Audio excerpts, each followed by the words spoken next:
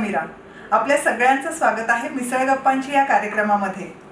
जिच्या परिसस्पर्शाने साधा चेहरा सुद्धा ग्लॅमरस होतो अशी आजची आपली गेस्ट आहे, जी मेकअप आर्टिस्ट, रादर दॅन आपण तिला सेलिब्रिटी मेकअप आर्टिस्ट म्हणूया, अर्थातच कविता कोपरकर.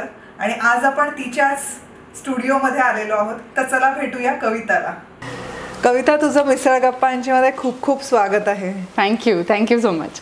मला पहिला सगळ्यात प्रश्न विचारायचा आहे की तू मेकअप आर्टिस्ट आहे हे सगळ्यांना माहिती आहे, रादर सेलिब्रिटी मेकअप आर्टिस्ट आहे, पण लहानपणी तुला स्वतःला मेकअप करायची आवड होती का? अजिबातच नव्हती. इनफॅक्ट मी अगदीच असं स्पोर्ट्स आणि आउटडोर ॲक्टिव्हिटीज आणि असं सगळ्यामध्ये कायम इंटरेस्टेड असायचे. माझ्या घरी पण खूप स्पोर्ट्स ओरिएंटेड वातावरण होतं, कारण माझा भाऊ इंटरनॅशनल टेबल टेनिस प्लेयर आहे. सो बाबा माझे खो खो कबड्डी प्लेयर होते. सो असं एक खूप स्पोर्टी ॲटमॉस्फिअर होतं घरी. But at the same time माझे बाबा doctor Vinay Koparkar he started a chain of salons, papillon beauty salon नावाची चेन ऑफ सलोन्स त्यांनी चालू केली पुण्यात. आणि त्यामुळे मला कुठेतरी हा ब्युटी बिझनेस, फॅमिली बिझनेस जो होता त्याच्यातच I have grown up in that. त्यामुळे मी ते खूप जवळून फील्ड बघितलं होतं. आणि मला कुठेतरी माझ्या 8वी पासून वगैरे असं होतं की मला हे डॉक्टर इंजिनियर नाही व्हायचं आहे, मला काहीतरी वेगळं करायचं आहे माझं असं एक माझं कुठेतरी स्वतःचा विचार होता. म्हणजे आई बाबांनी सांगितलेला नाही, कारण अर्थात बाबा डॉक्टर आहेत आणि आई मायक्रोबायोलॉजिस्ट आहे. So very academic background in terms of their education. पण माझं ठरलं होतं, म्हणजे मी 8वीतच आई बाबांना सांगितलं की मला डॉक्टर इंजिनियर नाही व्हायचं आहे, मला माझं काहीतरी फील्ड. तेव्हा त्यांचा काही असा विरोध नाही, तू म्हणलीस तसं अकॅडमिक बॅकग्राऊंड आहे आणि हे एकदम वेगळंच काहीतरी नाही. माझ्या fortunately I have been brought up in a very काय म्हणायचं, एक तर आमची न्यूक्लिअर फॅमिली, आई बाबा आणि मी आणि भाऊ.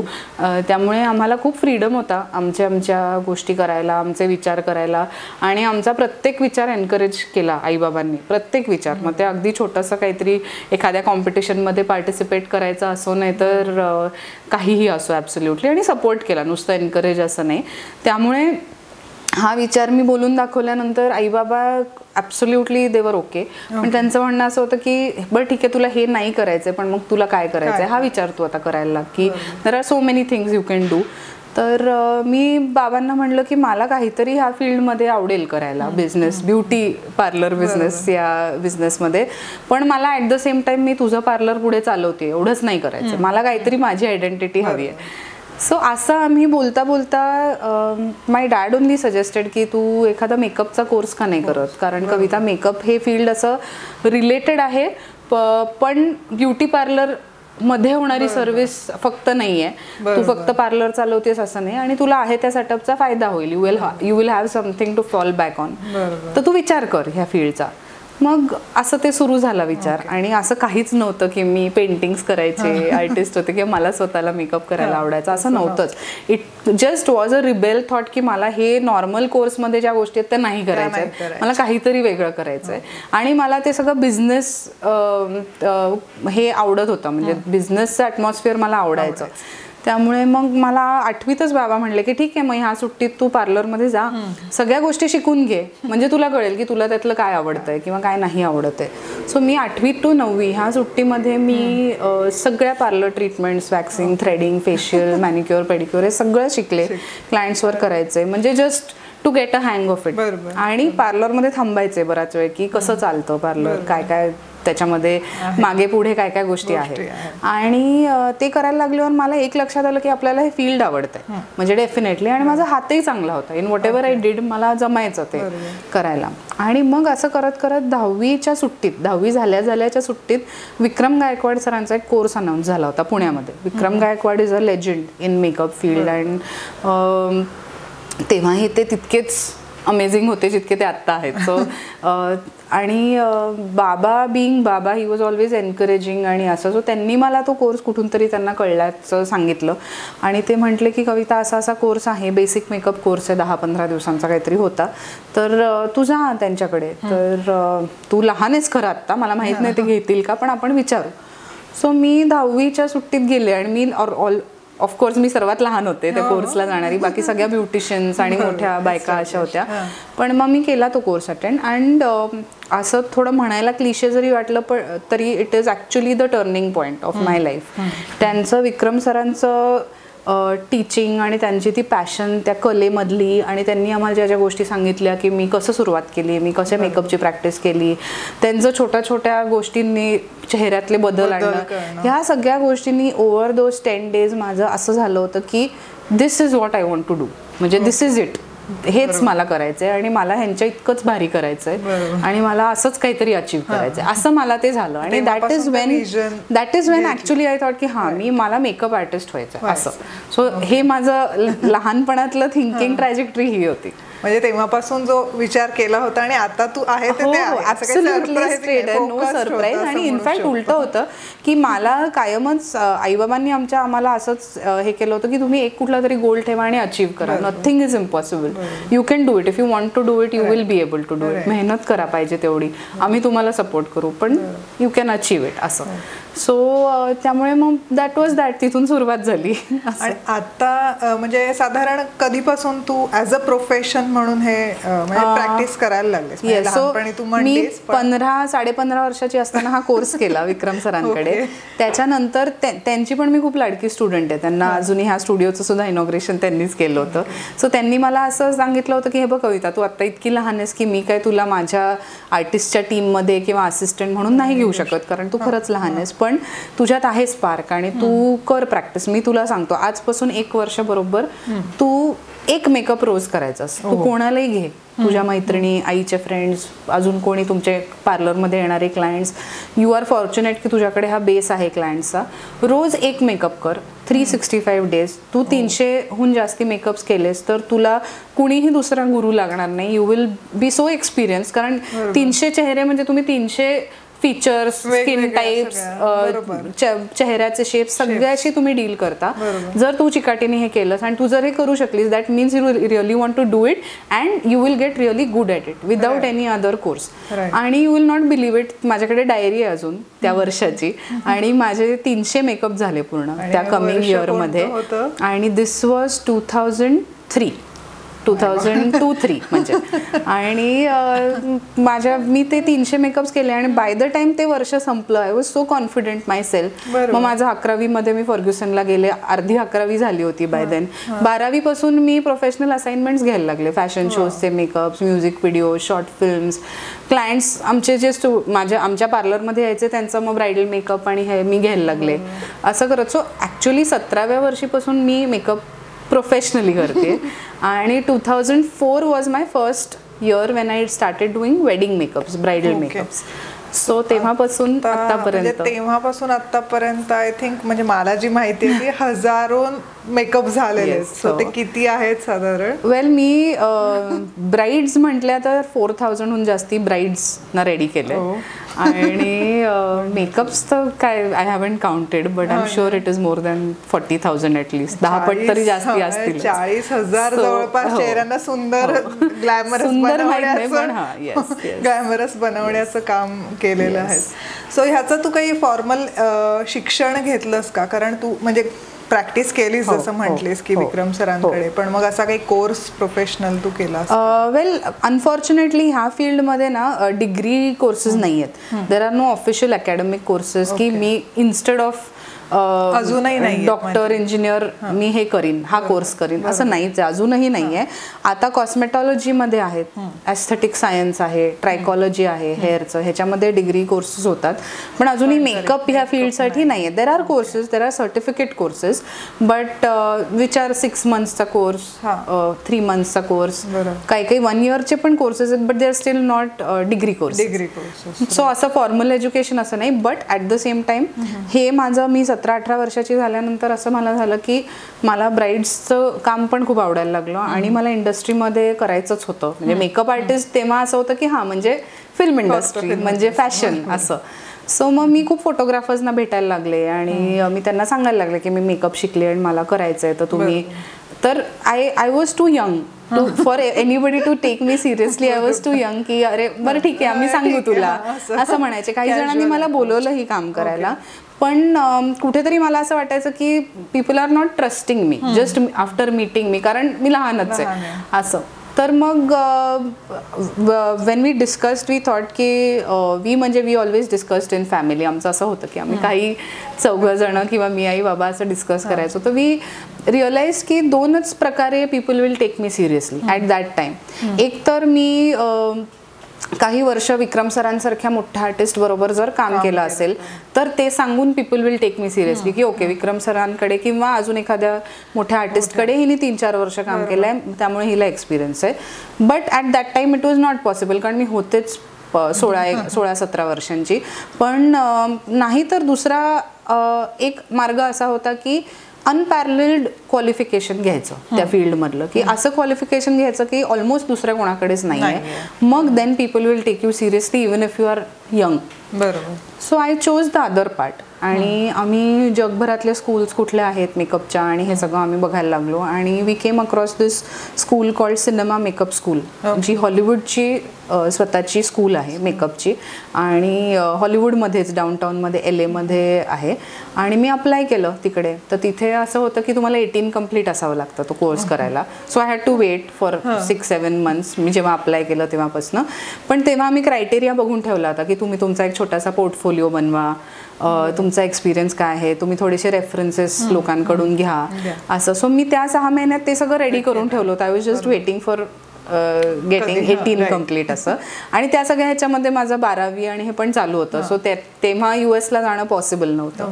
असं सगळं करत करत आफ्टर माय 12th आणि 18 कम्प्लीट झाल्यानंतर असं मी अप्लाय केलं आणि I got through the school. आणि मी US LA मध्ये हॉलिवूडच्या स्वतःच्या स्कूलमध्ये कोर्स करायला गेले. दिस वॉज इन 2006 आणि 2005.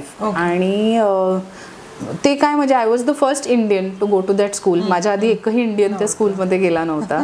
आणि it was an amazing experience, म्हणजे कम्प्लिटली डिफरंट. आणि तेव्हा आमच्या दृष्टीने खूप फी होती त्या कोर्सची. माझ्या ओळखीचं कोणीही LA मध्ये नव्हतं, एकही व्यक्ती आमच्या ओळखीची LA मध्ये. आता असं आहे की आता आपलं एज जसं वाढतं तसं आपले बॅचमेट्स आणि हे आपलं सर्कल वाढत जातं. पण तेव्हा मी 11वी-12वीत असताना माझ्या ओळखीचं कोणीच नव्हतं ना, आमचे कोणी रिलेटिव्ह LA मध्ये होते. आणि असं सगळ्या सिच्युएशन मध्ये मी एकटी गेले, तिथे राहिले, 4 महिन्यांचा कोर्स केला आणि मी परत आले. So that is the best qualification that I have got. म्हणजे तिकडे ते शिकवतात तर तो कसा एक्सपिरियन्स म्हणजे अमेझिंग. म्हणजे ऑनेस्टली मला तिथे टेक्निक शिकायला मिळालं, ते जगातलं सगळ्यात बेस्ट टेक्निक तर मिळालं. पण more than anything else US मध्ये मला professionalism, professional approach, being organised, how to project yourself, how to approach people, ह्याचं जे एक्सपोजर मिळालं ना that actually changed my life. कारण मी इथेच असते आणि इथेच काम केलं असतं तर मी आणि माझं किट आणि केलं असतं, मी कोणाला तरी असिस्ट केलं असतं, मेकअप केले असते, धडपड केली असती. पण तिथे जे शिकायला मिळालं त्यांनी माझं ॲब्सोल्यूट गेम चेंजर झालं. आणि त्यांनी हे जे ब्रायडल मेकअपचं बिझनेस जो मी करू शकले, की जो तेव्हा कॉन्सेप्टच नव्हता. म्हणजे आता आपल्याला ऐकायला जस्ट अनदर थिंग वाटतंय, पण तेव्हा ब्रायडल मेकअप आर्टिस्ट हे नव्हतंच. ही म्हणजे काय म्हणायचं डेझिग्नेशनच नव्हतं. मेकअप आर्टिस्ट आहे जे फिल्म्सचं करतात, फॅशन शोजचे करतात, ते मेकअपवाले किंवा मेकअप आर्टिस्ट. पण ब्राईड्सचं करणारं एक्सक्लुझिव्ह कोणीतरी आर्टिस्ट असं नव्हतंच. ब्रायडल मेकअप हे काही काही पार्लर्सच्या सर्व्हिस कार्डवर लिहिलेलं असायचं की सगळ्या सर्व्हिसेस पैकी. पण ती जी ओनर आहे पार्लरची ती चालवायची आणि ती तिच्या एक्सपिरियन्सनी काही थोडेफार मेकअप प्रॉडक्ट्सनी करायची, इतपतच ते होतं. It was a completely different time. No social media, no nothing. So त्यामुळे मग तेव्हा मला हे जे सगळं शिकायला मिळालं तिथे, की तुम्ही कसं प्रोफेशनली करा, तुमच्याकडे क्लायंट आले की तुम्ही कसं प्रोजेक्ट करा, तुम्ही त्यांच्याबरोबर कॉन्ट्रॅक्ट शीट बनवा, तुम्ही त्यांना ब्राईड जर रेडी होणार असेल तर तुम्ही आधी भेटून त्यांना पूर्ण एक प्रिव्ह्यू सेशन द्या. मग त्याच्यानंतर म्हणजे तुमचं सगळं ठरलेलं असेल आणि मग you just have to implement. तुम्ही एखाद्या डिरेक्टरला भेटायला गेला तर तुम्ही स्केच करा, तुमचा जो लुक डिझाईन करणार असाल तो स्केच करून दाखवा. तर हे सगळं माझ्यासाठी खूप नवीन होतं. आणि ऑनेस्टली तिथे वेडिंग ओरिएंटेड काही शिकवलंच नाही, because I did my film and fashion course. पण तिथे त्यांनी जे directors, art directors, production houses किंवा अशा लोकांना तुम्ही अप्रोच होताना कसं स्वतःला प्रोजेक्ट करा आणि कसे लुक ट्रायल्स द्या, लुक डिझायनिंग सेशन्स घ्या, ह्याच्यावरून ॲक्च्युली ते सगळं मी इव्हेंच्युअली माझ्या ब्रायडलमध्ये इम्प्लिमेंट केलं. आणि that is what gave me an edge, that is what made me different at that point of time.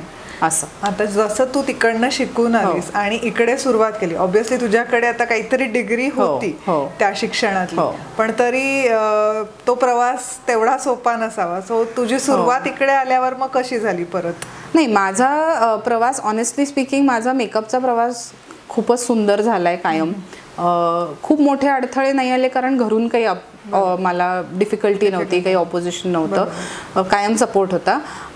Financially मला सपोर्ट केला गेला कायम. आम्ही खूप श्रीमंत होतो असं म्हणण्यापेक्षा मला नेहमी सपोर्ट केला की ठीक आहे, तू हे कर, विल हेल्प यू. नसेल तर आपण काय पद्धतीने ते मिळवता येईल ते बघूयात, कसं लोन घ्यायचं, काय करू. So I always had support. But मला हे जे वेगळं मी फील्ड निवडलं होतं त्याच्यामध्ये मी काम करते ह्याच्यासाठीच खूप स्ट्रगल झालं. म्हणजे असं सोसायटी असा शब्द म्हणायला बोर वाटतो, पण ॲट द सेम टाइम मी 11वीमध्ये मी आर्ट्स घेतलं 10वी नंतर. ह्याच्यापासूनच ते सुरू झालं होतं की सगळे माझे फ्रेंड्सचे, माझे टीचर्स, माझे फ्रेंड्सचे आई वडील, आई बाबांचे फ्रेंड्स सगळे, तू कशाला आर्ट्स घेते, तू कशाला आर्ट्स घेते. कारण मी 10वीत 1 मार्काने माझं मेरिट लिस्ट मिस झाली होती. I scored 91%. आणि मग हे तू का करतेस, तू तुझी ही हुशारी वाया घालवतेस, असं कशाला, तसं कशाला. इथपासून ते 12वी तरी सायन्स कर, तुझ्यासाठी ऑप्शन्स ओपन राहतील, तू असं कशाला करतेस. असं करत करत म्हणजे ते इथपासून ते वेन आय ॲक्च्युली म्हणजे मी US मधून आल्यानंतर माझा स्टुडिओ कोरेगाव पार्कला एक छोटासा चालू केला की जिथे तुम्ही फक्त हेअर अँड मेकअप करू शकाल, दुसरं काही नाही, सलॉन सर्व्हिस कुठली नाही.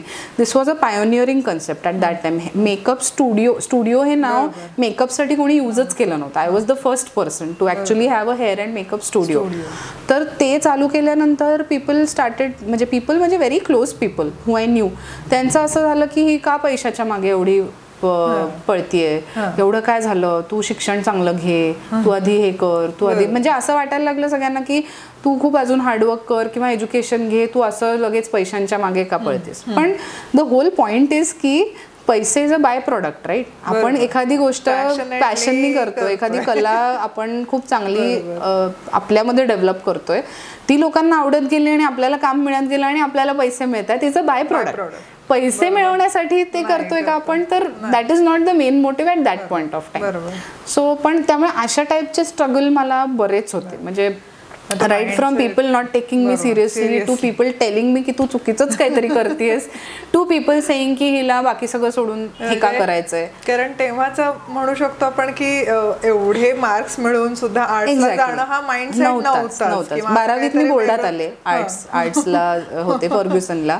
सो 12वीत मी बोर्डात आले, तेव्हा सुद्धा टीचर्स मला 12वीच्या आमच्या फर्ग्युसनच्या टीचर्स असं की अगं तू काय करतेस कविता, हे म्हणजे फिल्म्स आणि शॉर्ट फिल्मसाठी मेकअप आणि फॅशन शोजला रात्री 11 वाजता जाऊन मेकअप करणं हे त्यांच्यासाठी असं होतं की ही वायात जाते, मुलगी काहीतरी वेगळंच करते असं.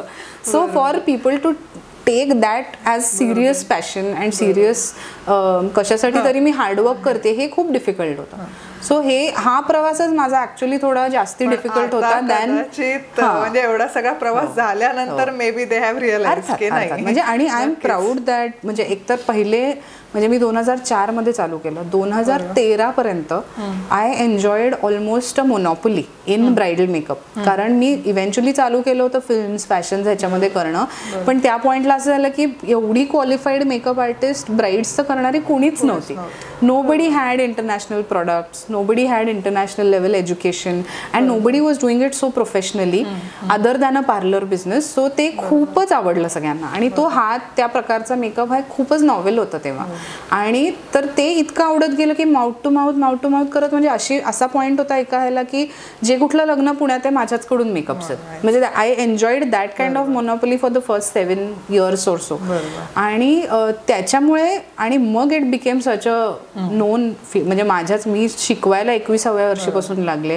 माझ्याकडून शिकून गेलेलेच आतापर्यंत एक 3,000 आर्टिस्टच आहेत जे माझ्याकडून शिकून गेलेत आणि स्वतःचं करतात. So it is such a satisfying feeling to see that something which I started back then which was not even known, म्हणजे की असं काहीतरी एक फुल फ्लेजेड करिअर असू शकतं की आज हजारो आर्टिस्ट ते करतायत आणि त्यांचं खूप सारं इन्कम त्याच्यावरनं त्यांना मिळतंय, अप्रिसिएशन मिळतंय आणि they have made a career out of it. So it is such a beautiful journey. If I look at it now, it is a very beautiful journey and it has always been. मी म्हटलं तसं माझी passion होती, त्यामुळे प्रत्येक ब्राईडचं करताना मी तेवढंच enjoy करते जेवढं मी कोणाचंही करते. असं आता आपण ते म्हणतो की तू फिल्मसाठी केलंस किंवा शॉर्ट फिल्मसाठी केलं, माझ्या अंदाजाने असं कोणी राहिलंच नसेल की ज्यांना तू मेकअप केलेला नाहीयेस पण तरी काही नावं म्हणजे की तू केलंयस ज्यांच्यासाठी मेकअप. वेल हे पा मी ॲक्च्युली मी फर्ग्युसनमध्ये होते आणि सगळं कला मंडळ, cultural committee Fergusson. So I had a lot of friends who eventually became actors आणि सो ते माझं सर्कल होतं आणि मी पण तेव्हाच ग्रो होत होते. सो त्या फेजमध्ये तर मी खूपच जणांचे तेव्हा केलेत, म्हणजे जे eventually went on to become really good actors की असं. पण राईट फ्रॉम म्हणजे मी माझ्या वयाच्या 18व्या वर्षी अमोल पालेकर सरांना भेटले आणि मी त्यांच्या 4 फिल्म्सचा मेकअप केला पुढे, फीचर फिल्म्सचा. So that in itself was a very very enriching experience. कारण I think he is one of the very very few people जे मेकअप आर्टिस्टला खूप डिग्निटीनी ट्रीट करायचे, खूप वेगळ्या डिग्निटीने मला त्यांनी ट्रीट केलं की जेव्हा हा ए मेकअप इकडे असं म्हणायची पद्धत होती मेकअप म्हणजे फिल्म इंडस्ट्रीमध्ये, तेव्हा त्यांनी मला इतकं छान ट्रीट केलं होतं आणि म्हणजे very very good experience working with him and his whole team.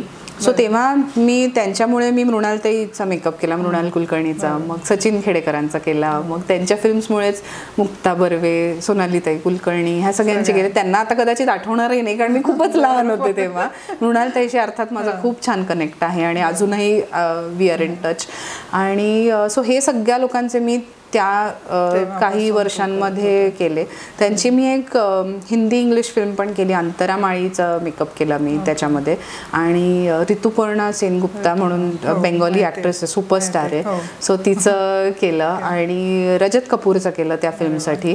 So that was a very good experience. सिक्कीममध्ये शूट होतं आणि त्याच्यामध्ये एक आठवण सांगायची म्हणजे मी स्पेशल इफेक्ट्स शिकले फॉर दॅट फिल्म, कारण त्याच्यात थोडं ब्रुजेस, बर्न मार्क्स वगैरे असं होतं. आणि मी अमोल सरांना सांगितलं होतं की हे तर मी शिकलेली नाहीये, म्हणजे मी हे कधीच केलं नाहीये. सो ही इज लाईक नाही नाही पण तू करू शकशील, आपण बघूयात कोणाकडे तरी तू शिकायला जा ह्या निमित्ताने असं. So he was so encouraging की त्यांनी मला कमल हसनच्या प्रॉस्थेटिक मेकअप आर्टिस्टकडे नेलं, त्यांनी मला कनेक्ट करून दिलं आणि मी कमल हसनचे स्पेशल इफेक्ट्स करणारे जे आर्टिस्ट आहेत, he is a very senior artist Anil Pemgirikar म्हणून, मी त्यांच्याकडे जाऊन मुंबईत सगळं शिकून आले होते.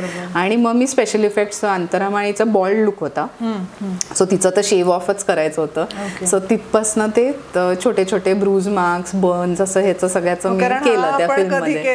It was a completely different. आणि US चा मी जो कोर्स केला त्याच्यात मी स्पेशल इफेक्ट्स पार्ट केला नव्हता.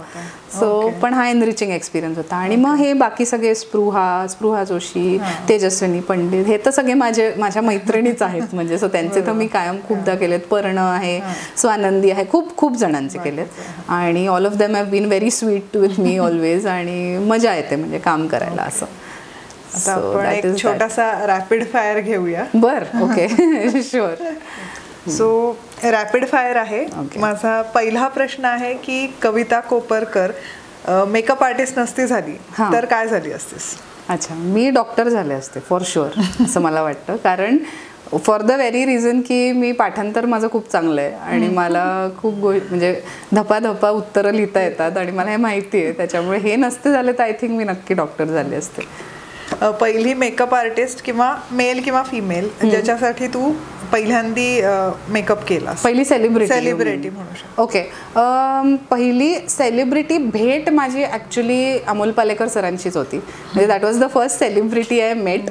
आणि मी खूप अशी स्टारस्ट्रक होते त्यांना भेटले तेव्हा.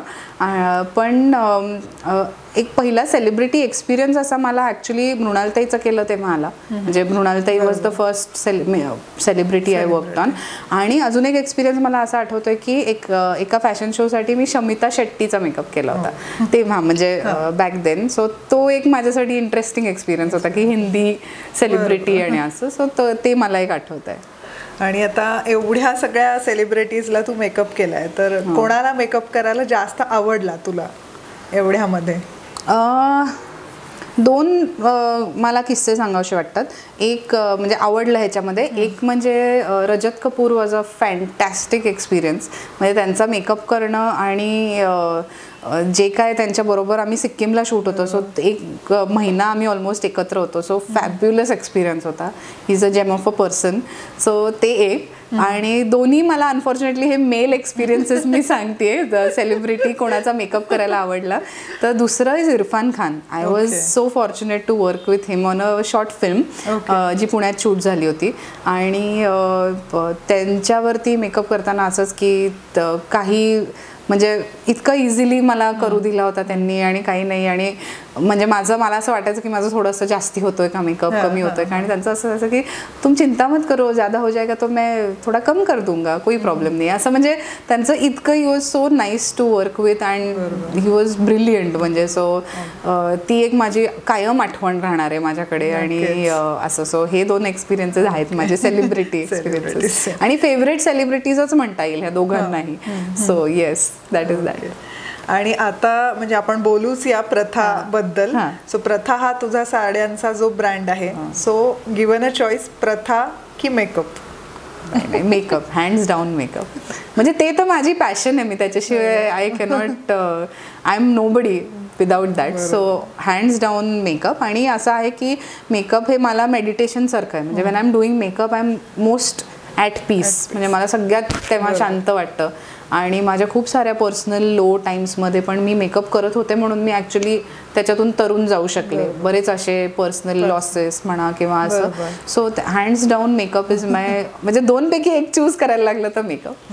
प्रथा is of course my baby, but makeup, hands down makeup. Yes, मस्तच. रॅपिड फायर छान झालाय. थँक्यू. आता आपण जर म्हटलं की प्रथा, तर प्रथाबद्दल थोडंसं सांग की म्हणजे प्रथा हा तुझा साड्यांचा ब्रँड आहे आणि हे सगळं मेकअप आर्टिस्ट तू आहे आणि हे सगळा व्याप सुरू असताना मध्येच प्रथा हा सुरू करावं असं का वाटलं तुला? वेल ॲक्च्युली मला खूप जण ॲज अ मेकअप, म्हणजे as a bridal makeup artist मला खूप क्लायंट्स आपणहून विचारायचे की आम्ही कुठल्या साड्या नेसू, तुला काय वाटतं, कुठली साडी मी सकाळी नेसलेली छान दिसेल, कुठली संध्याकाळी. इथपासनं ते माझ्याकडे माझे almost 70% of my client at a point use to be NRIs, जे इथे नाही आहेत. NRIs म्हणजे आय मीन की इथे येऊन लग्न करणार आहेत, इधर अमेरिकेत आहेत, ऑस्ट्रेलियात आहेत, UK मध्ये आहेत कुठेतरी, आणि लग्न करायला फक्त इथे येत आहेत. तर मग अशा क्लायंट्सना खूप ते विचारायचे मला की तू आमच्याबरोबर व्हिडिओ कॉन्फरन्सिंग कर आणि आम्हाला सारी शॉप्स कुठले सांग, कुठल्या प्रकारचे, आम्हाला तर काहीच माहित नाहीये, आत्ता काय ट्रेंडमध्ये आहे, कुठले कलर्स ट्रेंडमध्ये. सो हे सगळं, आणि आम्ही तुला पे करायला तयार आहोत, तू आम्हाला कन्सल्टिंग दे, we will pay you for that, we will pay for your time. हे सगळं माझ्या सतत डोक्यात होतं आणि मला कुठेतरी वाटत होतं की people value my opinion about saris or about colours किंवा असं. तर म्हणजे मला लिटरली एक दोन जणांनी असे पैसेही ऑफर केले होते की तू आमच्याबरोबर शॉपिंगला ये, आमच्या मुली इथे नाहीच आहेत, त्या US मध्येच आहेत, पण तू आमच्याबरोबर शॉपिंगला ये आणि will pay you for your time. तर मग मला असं कुठेतरी मनात हे पर्क्युलेट होत होतं over 1-2 years.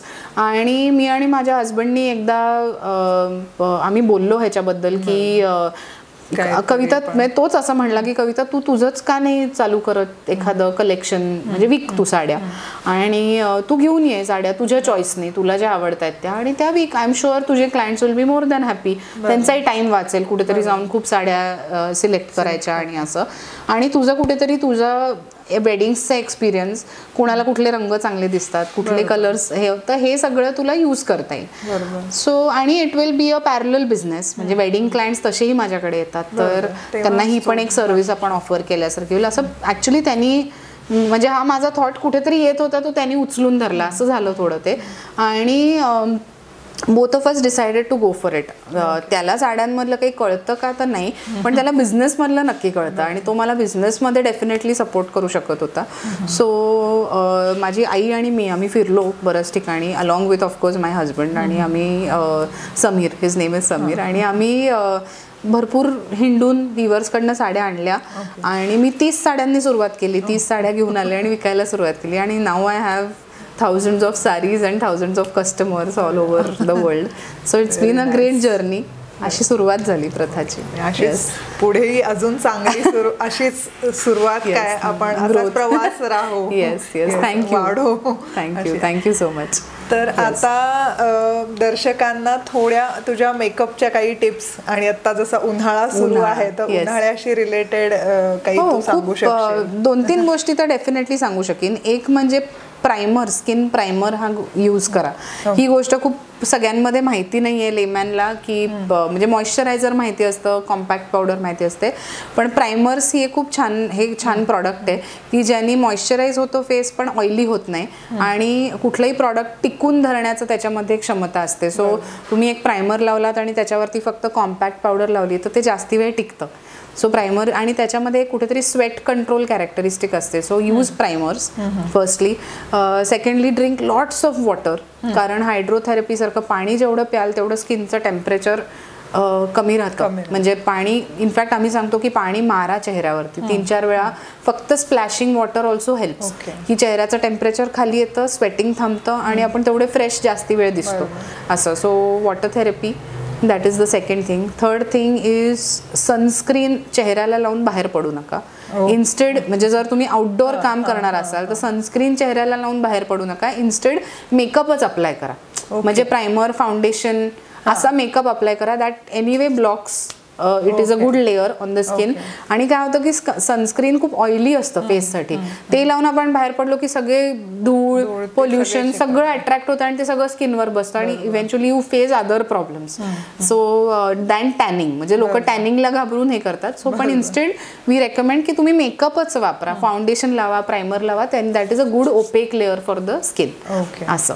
So that is that. आणि कलर्स वाईज आय रेकमेंड की थोडे लायटर कलर्स यूज करा instead of dark warm colours.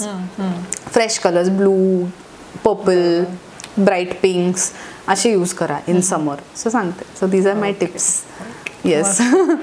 So तुझ्या स्टुडिओमध्येच आम्ही आज घुसलोय आणि तू एवढा वेळ दिलास त्याबद्दल तुला खूप खूप धन्यवाद. It was a pleasure talking to you and it was a pleasure having you all in my studio. So thank you for this experience. Thank you. Misal गप्पांचीचा हा भाग कसा वाटला हे नक्की कमेंटमध्ये सांगा. आणि शब्द या चॅनलला सबस्क्राईब करा, शेअर करा आणि लाईक करा. थँक्यू.